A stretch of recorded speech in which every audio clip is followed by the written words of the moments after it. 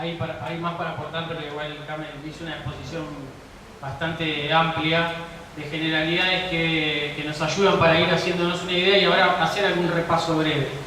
Lo primero, para decir, que tiene que ver con el título, que en algún momento entramos en duda de si era justo decir que el Papa Francisco es una voz contra.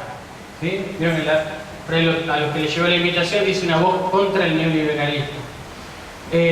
Quizás no le hace del todo justicia decir que es una voz contra, es nuestra interpretación, pero porque nosotros creemos realmente que el Papa Francisco es una voz hacia un otro mundo posible, real, vivir, que es posible crear y que necesitamos empujar en la historia quienes nos sentimos convocados a ello, desde la justicia social, desde la militancia política, desde la militancia social, ¿sí? Más allá de eso y de ese anuncio hacia otro mundo posible, inspirado en el liderazgo espiritual y religioso del Papa Francisco, podemos inferir que en algún punto nos da cierta pauta de que podemos decir que los postulados, las enseñanzas de la doctrina social de la Iglesia y de este Papa, del magisterio de este Papa en particular, es una voz firme y certera contra las políticas neoliberales del mundo y de América Latina. Y hoy hablábamos de caradurismo, que de alguna manera nos impulsa a generar estos espacios porque creemos que más allá de las utilizaciones que se puede hacer de la voz del Papa, no nos es justo dejar a la interpretación o al uso o al mal uso de la voz del Papa en distintos sectores de la política local, incluso también a veces desde sectores mismo de la Iglesia Católica. Entonces queremos nosotros poder generarnos nuestra propia palabra, nuestras propias reflexiones y de alguna manera discernir cuáles son esas invitaciones que algunos se sentirán convocados desde las estructuras de la Iglesia o del cristianismo y otros inspirados desde la política o desde la militancia social. Entonces es necesario poner por sobre las habladurías y muchos charlatanes que hay, pensar el rol geopolítico, político y espiritual y cultural del Papa hoy en día, ¿sí? Entonces, nos merecemos y también necesitamos poder darnos este lugar. Y es de alguna manera, más allá de lo que cada uno se pueda llevar hoy, una invitación a que cada uno en sus lugares, en sus rincones de militancia, en su familia, pueda seguir profundizando, ¿sí? Y que de alguna manera es un gran formador que hoy tenemos, el Papa Francisco a nivel mundial y para nosotros en Argentina, que necesitamos aprovechar, ¿sí? Que es un tiempo, una época propicia y muy particular que nos está tocando vivir a los argentinos, que es tener un Papa de nuestro propio país y perteneciente, de algún modo, lo sabemos, a nuestra tradición política, ¿sí? Muy coherente, muy consecuente, muy congruente con esa tradición, nos sentimos reflejados en nuestra tradición justicialista. Entonces, esto es una invitación también a que a veces podamos pensar, repensar e invitar a aquellos que muchas veces atacan o hablan de los gestos y de las palabras del Papa Francisco muy superficialmente, ¿sí? Son cosas muy serias que está diciendo y son invitaciones de alguna manera cruciales, ¿sí? Incluso con Carmen rastreábamos a ver si el Papa realmente tiene en su magisterio sanciones explícitas contra el capitalismo, contra el neoliberalismo y por la prudencia particular que tiene la política vaticana y también el magisterio de los papas, no se hace mención abundantemente a una sanción abierta y directa al capitalismo, por ejemplo, pero no es que no lo haya nombrado de esa manera abiertamente. Entonces nos es legítimo poder decir que hay una denuncia en su rol profético del obispo de Roma contra las políticas neoliberales del capitalismo liberal, como él nombró. Recientemente en Perú, no sé si tengo por ahí la cita, a ver si la encuentro rápidamente acá, frente a los obispos peruanos, hizo una mención muy particular acá lo tengo. Hizo una mención muy particular al rol y a la actualidad de la política en América Latina. Y cito textualmente: gran parte de Latinoamérica sufre la decadencia y el embate de la corrupción. El caso Odebrecht, las coimas que la constructora brasileña pagó a muchos gobiernos de la región, solo fue una parte chiquita. Estamos en crisis por la corrupción. Se preguntaba qué les pasa, ¿sí? ¿Qué pasa que con los expresidentes hay campañas de enjuiciamiento? Todos los expresidentes están siendo juzgados. Se da que gana la oposición y acusa de corrupto al anterior. Luego gana el otro y también lo acusa, y los dos tienen algo de razón. El juego político es muy difícil y nos pone en dificultad si queremos ser pastores. Le está hablando a los obispos, ¿no? Tampoco la denuncia es la única arma. Pensemos en los denunciadores seriales que tenemos en la política vernácula, ¿no? Luego gana el otro, y denunció el fenómeno de los paraísos fiscales, muchos de los cuales están en América Latina. Y miren esto último. América Latina estaba buscando un camino hacia la patria grande y de golpe, con los años, está sufriendo bajo un capitalismo liberal que deshumano. Son palabras fuertes para escuchar de parte de un papa, que las dice en el marco, esto queremos ser claros, de un liderazgo religioso y espiritual que él tiene por ser el obispo de Roma, el papa de la Iglesia Católica a nivel mundial, que tiene un pueblo calculado en 2.000 millones de personas repartido alrededor de todo el globo, ¿sí? No hay hoy, como lo dijo por ejemplo el presidente de la Universidad Católica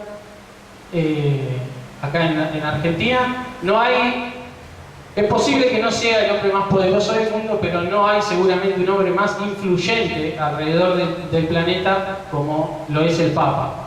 Entonces necesitamos pensar seriamente su rol político y sobre todo sus lineamientos espirituales.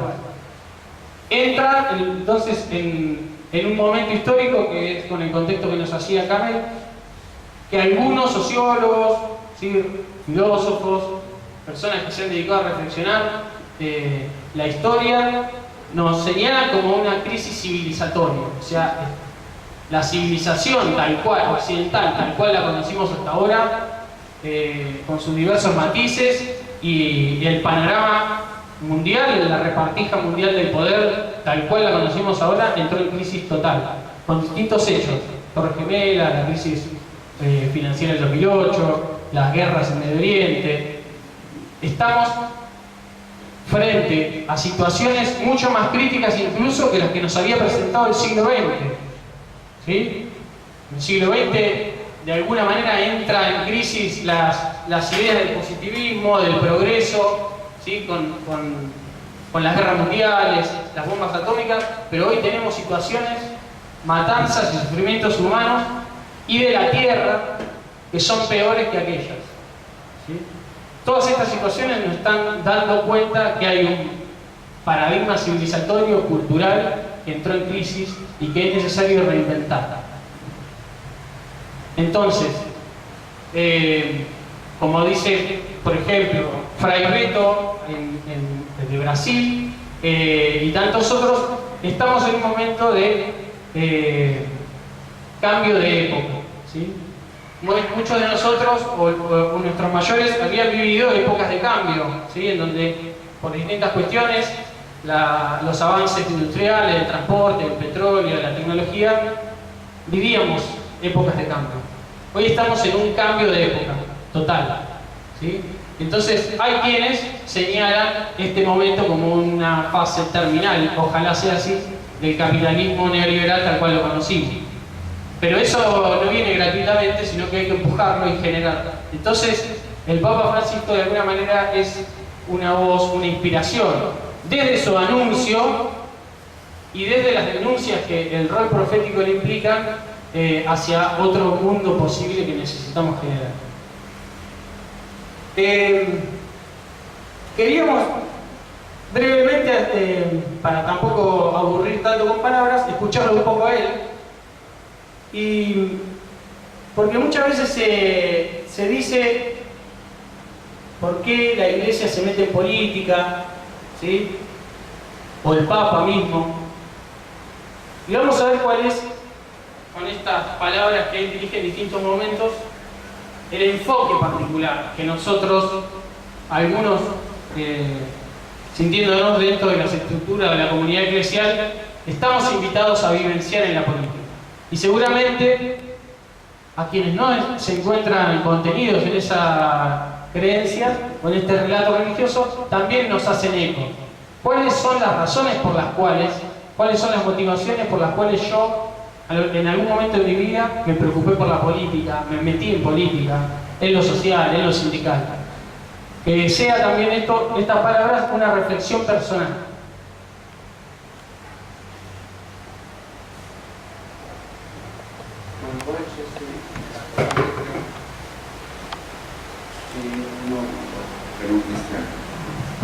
Noi cristiani non possiamo giocare da Pilato, lavarci le mani, non possiamo.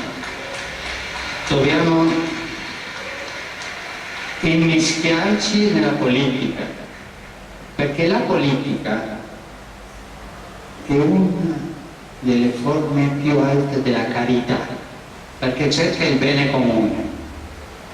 E i laici cristiani devono lavorare in politica.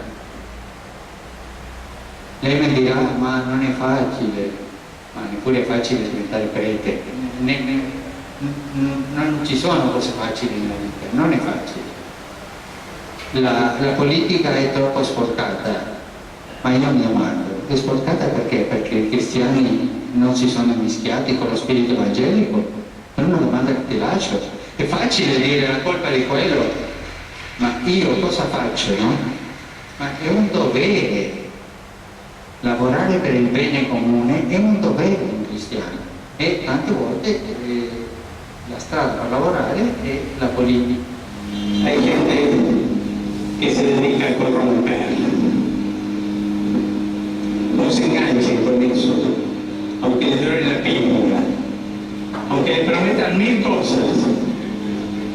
Prendidos a la Virgen y enganchados con Jesús, enganchados con el Señor, que hace que yo al caminar deje huellas que van a aprovechar otros que vienen detrás. Engánchese con Jesús y no le tengan miedo a los mercaderes de la muerte, que acá, muy cerquita, están pensando cómo hacer para que la muerte llegue de una manera razonable. Son los señores de la racionalidad. Son los señores de la racionalidad. Todo es razonable. Y Jesús es el Señor de la locura. Y los quiere locos por la vida. Los quiere locos para que den vida a los demás. Para que sean fecundos. Para que no terminen destronados en una casa de salud. Por favor, no dejen que otros sean los protagonistas, en cambio, ustedes son los que tienen el futuro. Ustedes, por ustedes entra el futuro en el mundo. Les pido que sean constructores del futuro, que se metan en el trabajo por un mundo mejor. Queridos jóvenes, por favor, no balconeen la vida, métanse en ella. Jesús no se quedó en el balcón, se metió. No balconeen la vida, métanse en ella como hizo Jesús. Sin embargo, queda una pregunta. ¿Por dónde empezamos? ¿A quién le pedimos que empiece esto? ¿Por dónde empezamos? Una vez le preguntaron a la Madre Teresa qué era lo que había que cambiar en la iglesia para empezar. ¿Por qué pared de la iglesia empezamos? ¿Por dónde? Le dijeron, madre, hay que empezar. Por vos y por mí, contestó ella. Tenía garra esta mujer, sabía por dónde había que empezar. Yo también hoy le robo la palabra a la Madre Teresa y te digo, ¿empezamos? ¿Por dónde? Por vos y por mí.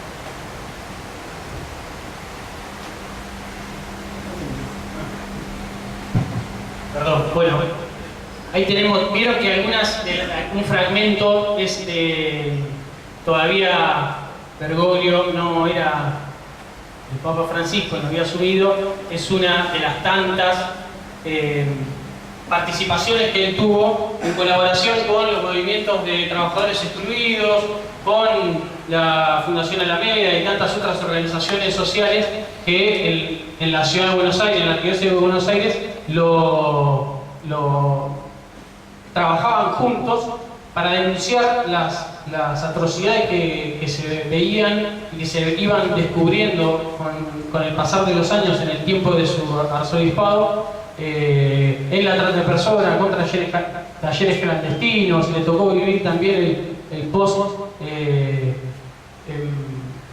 Cromañón, ¿sí? La tragedia de Once. Hubo varias situaciones sociales que de alguna manera marcaron ese arzobispado en la ciudad de Buenos Aires.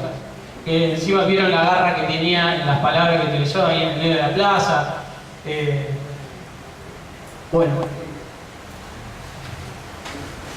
vieron, de alguna manera esto que nosotros decíamos es importante que, sobre todo a quienes somos un poco más jóvenes, nos podamos hacer la pregunta: ¿cuáles son? ¿Por qué? No solamente desde el magisterio de la Iglesia, sino desde otros referentes políticos, por ejemplo, que algunos se pueden sentir identificados, ¿no? Che Guevara y tantos otros, de distintas tradiciones políticas, hablan de la política en relación con el amor.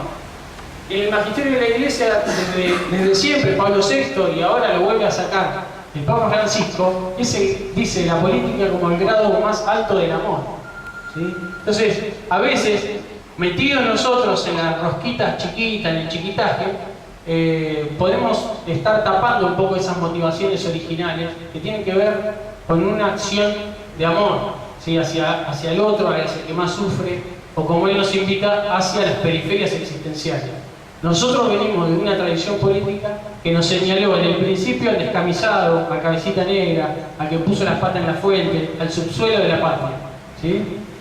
De alguna manera hay consecuencias en este discurso.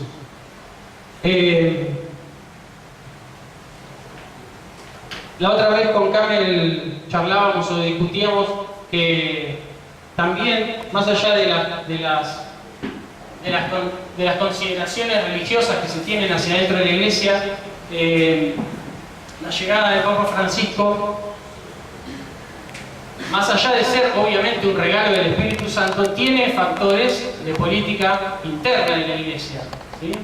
Entonces eso también hay que comprenderlo. El Papa Francisco no es solamente un designado por el Espíritu Santo o por los poderes internos de la Iglesia, sino que hay unas razones, un discernimiento comunitario desde el colegio cardenalicio y de las necesidades que tiene la Iglesia en el 2013 de que un perfil como el del cardenal Jorge Bergoglio fuera el designado para ser obispo de Roma, ¿sí? Y como en muchas ocasiones quienes vivimos desde esta fe cristiana, concebimos que hay razones del signo de los tiempos de por qué él hoy está llamado a cumplir este servicio.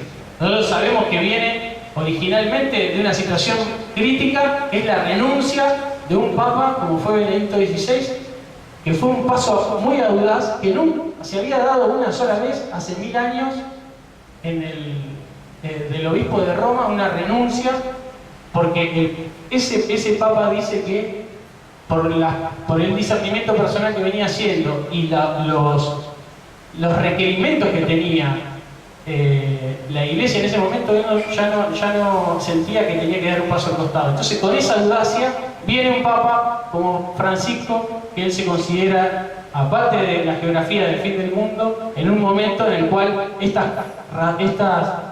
racionalidades conocidas hasta el momento y estos criterios, este paradigma, tiene que entrar en un final. ¿Sí?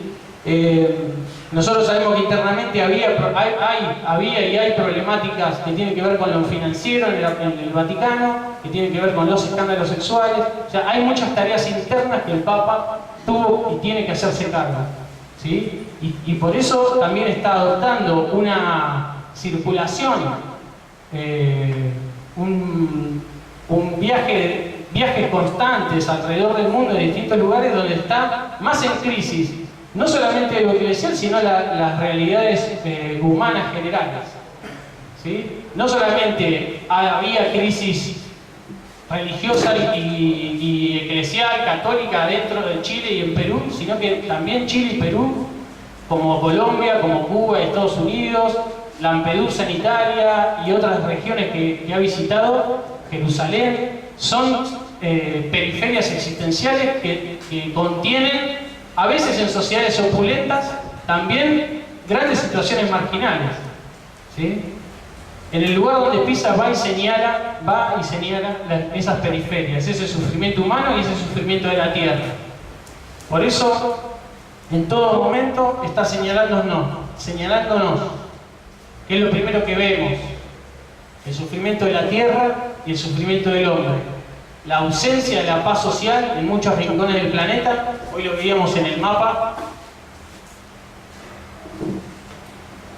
Fíjense esto de lo que él habla de la Tercera Guerra Mundial en partes.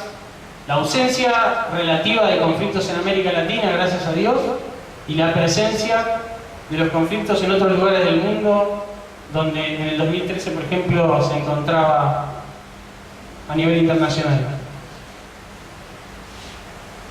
Señala el Papa entonces tres grandes cuestiones que vemos y que son señales de que esto ya no da para más, de que esta civilización se pasó de rosca, como dice él, de que hay una civilización centrada en el Dios dinero que como en los antiguos textos sagrados, hacen un becerro de oro, una imagen, una estatua, un ídolo de ese dinero, y ponen por centro al mercado, que pretendemos que rija todo, y que la política se subsuma a la economía, y que, como dicen algunas teorías, estas teorías del derrame van a dar beneficios a quienes estamos por debajo.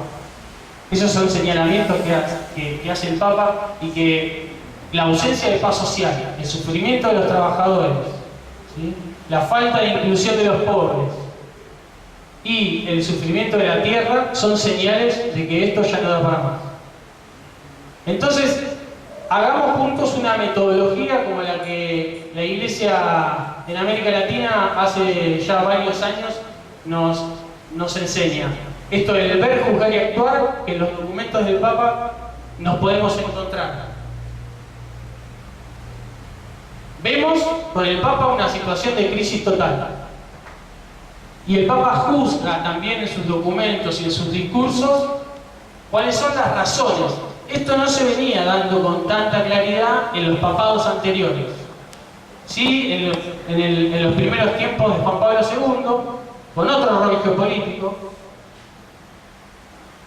y un poco menos hacia el final del papado de Juan Pablo II. Ustedes recordarán que estaba muy anciano y que había otros poderes internos en el Vaticano que dominaban la escena de la política exterior vaticana, y todavía un poco menos por el carácter personal que tenía y por el discernimiento que había puesto en la guía de la Iglesia Benedicto XVI, que se había alejado un poco de la escena internacional, de la figura pública, y se había, por las necesidades que tenía internamente la Iglesia, metido un poco más en la resolución de problemas internos. Ahí yo pusimos en una plaquita para los que no conocen tanto, algunos documentos que son ineludibles. Si son baratos, los pueden conseguir, o a veces podemos tener fotocopias los compañeros, hay acá en el PJ algunos ejemplares. Los documentos más importantes. Evangelium Gaudium, que es un poco la carta pastoral general de lo que el Papa llama los lineamientos generales de todo su pontificado, que es espectacular. Obviamente son documentos del magisterio eclesial, uno se va a encontrar ahí con reflexiones para la iglesia, ¿sí? Pero para los fieles laicos, para los obispos, que están invitados, como lo veíamos hoy, como escuchábamos, a participar, a meterse en política, a no lavarse las manos, a ejercer este grado alto del amor. Laudato Si, que creo que es del 2015, 2014, fin del 2014, que es el documento que podemos denominar de alguna manera como el documento que desarrolla la mirada sobre el medio ambiente, sobre la ecología integral, una manera particular de entender la ecología, que no solamente mira cuestiones superficiales de la crisis medioambiental, sino que de manera integral pone por centro al sufrimiento humanitario, que está ligado del hombre con la tierra.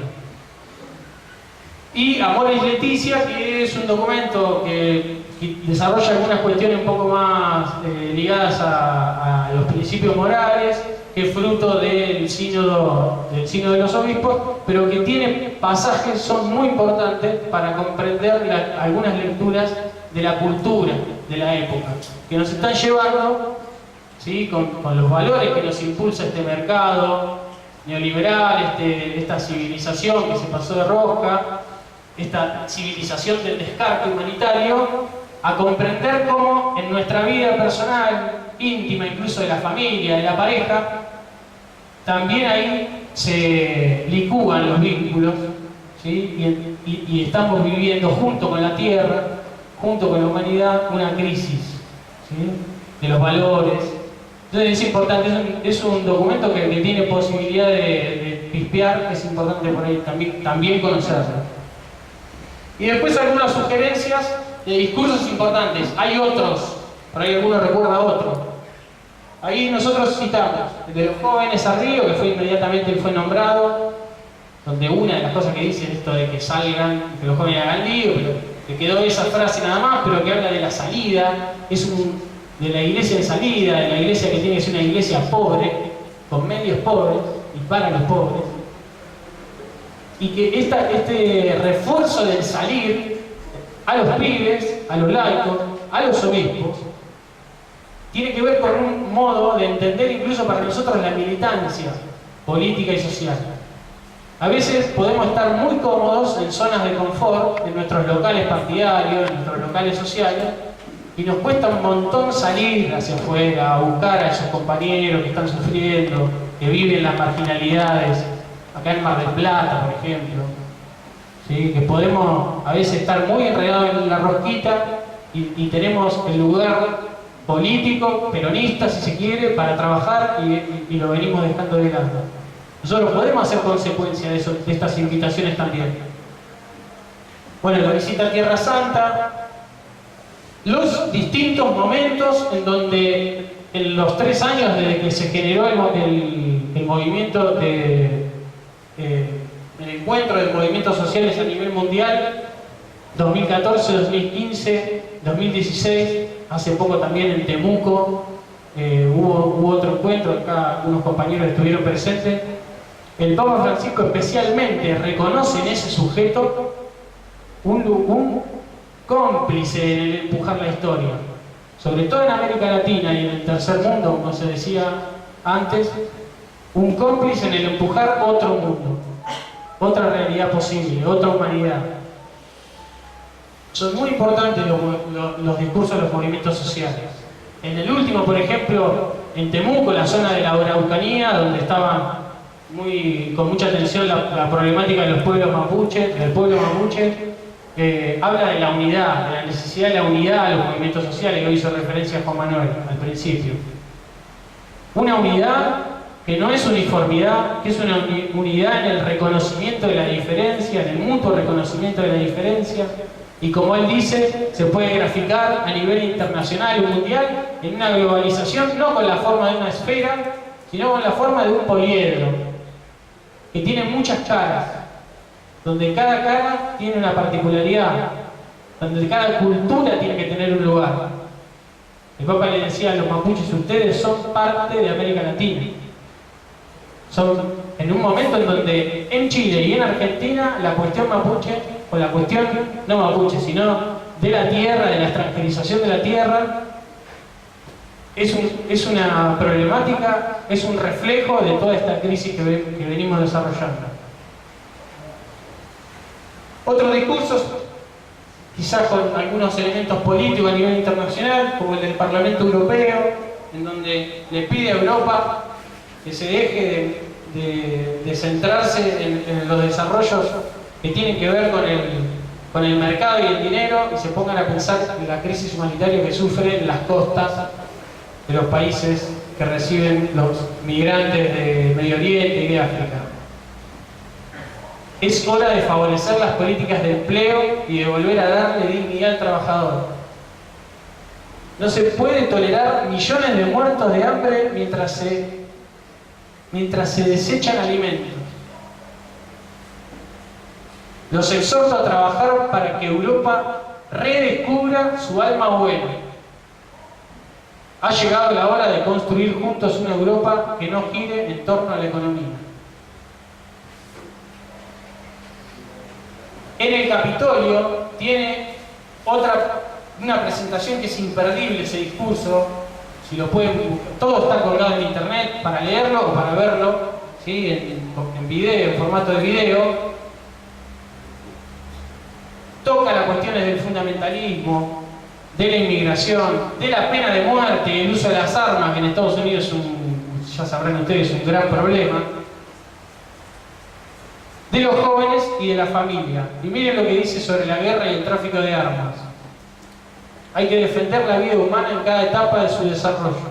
Esta convicción me ha llevado desde el inicio del ministerio. Bueno, esto sobre, perdón, me equivoqué. ¿Por qué se venden armas letales a aquellos que planean generar sentimientos indescriptibles a las personas? Tristemente, la respuesta la sabemos, es por el dinero. Es dinero que está empapado en sangre. Ante este silencio vergonzoso es nuestro deber enfrentar el problema y detener el tráfico de armas. Antes, apenas los había saludado, los saludó como al pueblo de la democracia. ¿Sí? A los miembros del Capitolio en los Estados Unidos. Pero después le señala todas estas grandes problemáticas. Recordemos siempre, es un rol profético el que ejerce el Papa. Anuncia y denuncia. En Puerto Maldonado, que es recientemente en una localidad del sur de Perú, fue formidable el discurso que tiene ahí sobre la cuestión de los pueblos originarios y también de la evangelización y del cuidado de la tierra. Ese discurso es interesante también para releer. Hay como una síntesis en ese discurso de un montón de temas que él toca. Bueno, y por último ya había citado la cuestión de los movimientos sociales en Temuco.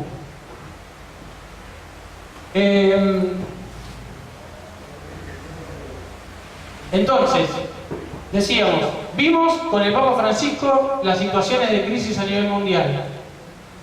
Juzgamos con el Papa Francisco cuáles son las causas. Esto es importante señalarlo.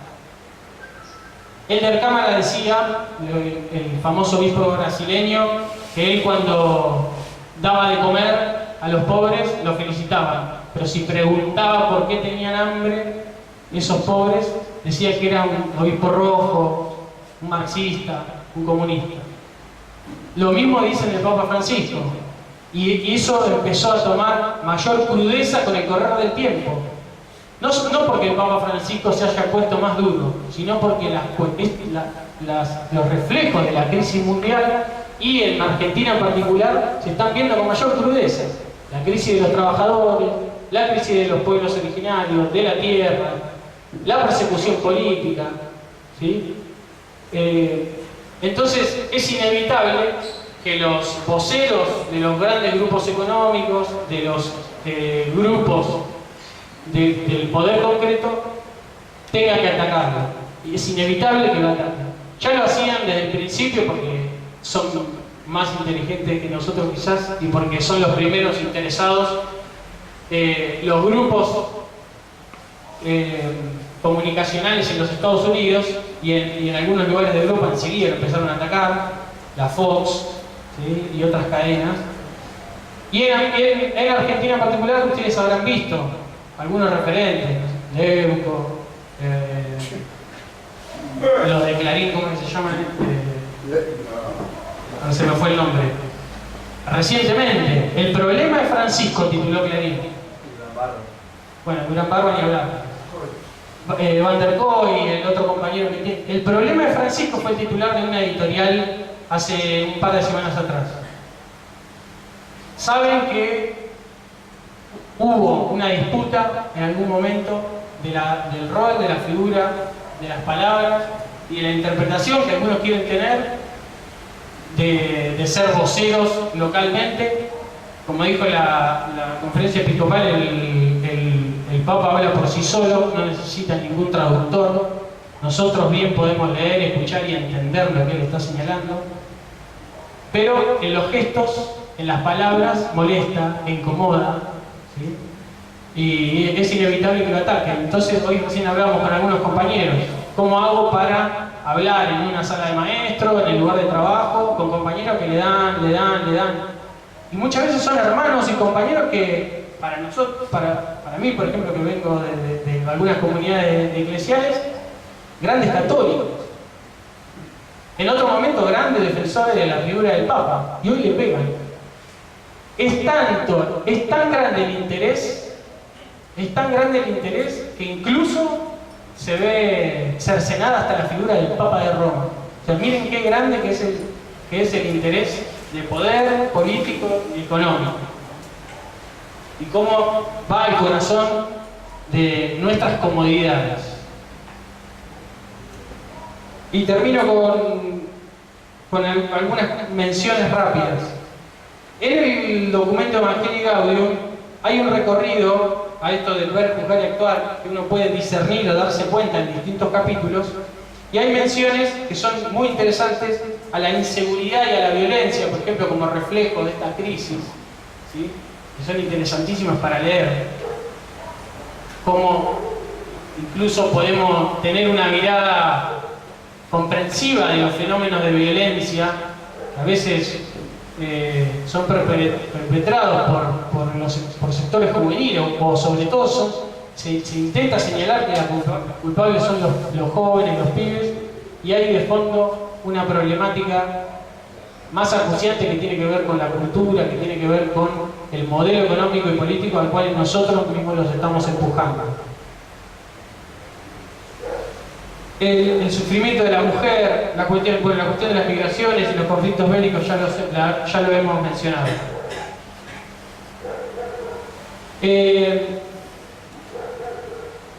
Tres cosas más para señalar o para resaltar.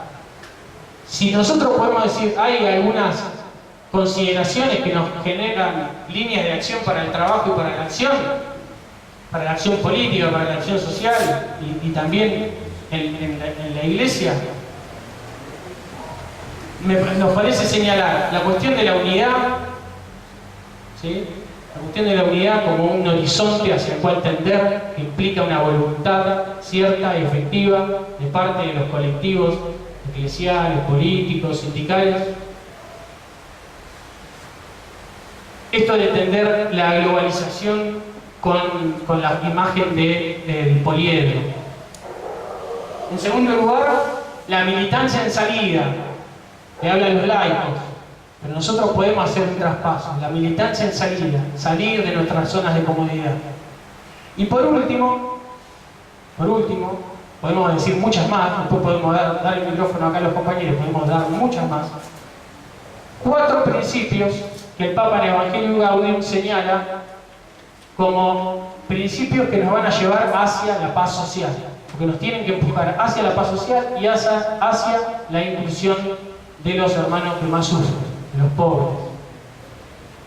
Son principios que por ahí es muy denso en poco tiempo desarrollar, pero los menciono brevemente. Uno es el principio que dice que el tiempo es superior al espacio. ¿Sí? El tiempo es superior al espacio. Muchas veces nos sentimos tensionados frente a querer las cosas ya. Muy formateados nosotros por esta lógica del mercado. Voy, compro, ¿sí? Y obtengo lo que quiero. Queremos las cosas ya. Y por los vicios de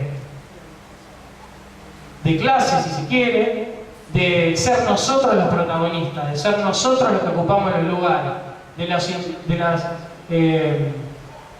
las búsquedas de ocupar espacios, de poder por solo hecho de la satisfacción personal. Y el Papa dice que el tiempo es superior a esas búsquedas personales, individuales, de la coyuntura chiquita y pequeña, y nosotros estamos llamados a desarrollar procesos largos en el tiempo. Fíjense la posibilidad que tenemos de hacer asociaciones con lo que nos enseña Perón, cuando habla del tiempo y la organización. El tiempo es superior al espacio. La realidad es superior a la idea. Otro principio. La realidad es superior a la idea. A veces nos quedamos muy contentos en nuestras elucubraciones teóricas y nos olvidamos que la realidad es la que manda, de que el sentido de realidad, a veces de lograr pequeñas victorias para los que más sufren, ¿sí? Que a veces esas ideologías que nos ponemos por delante nos impiden el encuentro con el hermano. La realidad es superior a la idea. Siempre me tengo que fijar porque la unidad es superior al conflicto. Y no niega en citar la cuestión del conflicto, de que haya conflicto en nuestras realidades políticas, eclesiales. No niega la realidad del conflicto y que a veces el conflicto es desencadenante de nuevos procesos. Pero muchas veces nosotros en nuestras prácticas, en nuestra vida cotidiana, nos quedamos enredados en el conflicto. Y no podemos salirnos hacia búsquedas de más unidad, de nueva unidad, que hay que crearla, hay que generarla y que va a implicar ceder de nuestras posiciones. Y por último, el todo es superior a la paz. Ahí hace menciones importantes sobre toda la cuestión que veníamos diciendo de la concepción de la globalidad, ¿sí? Que muchas veces en nuestras rencillas localistas, internas, de la política chiquita, queremos sobreponer el interés del pequeño grupo, ¿sí? del pequeño grupo de referencia, de la agrupación, del partidito, a los intereses de la mayoría, del común. Sabiendo nosotros, discerniendo que los intereses del común muchas veces son superiores a los intereses de esa parte pequeña. ¿Sí? Entonces, esto le dejamos así como pequeñas invitaciones, más que incluso con el perdón de a veces el desarrollo un poco desordenado que hemos tenido o que he tenido, dejamos como invitaciones para seguir leyendo, para seguir escuchando, para discutir con otros compañeros, ¿sí? Para no quedarnos con los aduladores superficiales o los detractores que están a la orden del día. Así que bueno, Carmen, seguro que podés decir algo más si querés de todo esto, y vamos a dar la palabra para que, sobre todo, qué cosas nos fueron haciendo. Puede ser que haya surgido alguna pregunta, pero sobre todo qué cosas nos van haciendo eco como nuevas reflexiones para aportar, y también líneas de acción para el trabajo cotidiano concreto ahora, ¿sí? Nuestros desafíos inmediatos que tenemos en esta coyuntura actual. Gracias.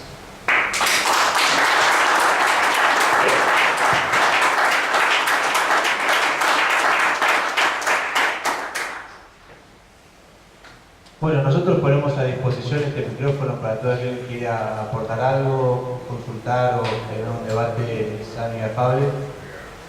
No quiero dejar de mencionar una cosita mientras nosotros estamos aquí hablando del Papa Francisco en esta casa. hay otros que se están juntando en un retiro espiritual. Fíjense cómo algunos sectores tienen muy en claro, entre comillas, su espiritualidad. Y ellos tienen una espiritualidad para los ricos, tienen una espiritualidad para la clase media y también tienen una espiritualidad, entre comillas, como palabra espiritualidad, para los pobres. Nosotros tenemos la obligación, la responsabilidad, y cuando hablamos de responsabilidad decimos la respuesta para también empezar a pensar seriamente cuál es la espiritualidad que queremos para nuestra patria y para los más humildes. Solamente quería decirles eso y bueno, está abierto el debate, la charla, el intercambio, las dudas.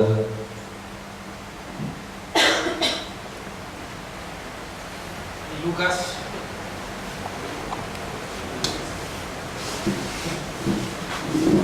Buenas tardes. Yo quería un poco mezcla de pregunta con reflexión. Cuando el Papa habla de los movimientos sociales, lo que hace es poner en evidencia un nuevo actor social, que es una nueva forma de organización de los trabajadores.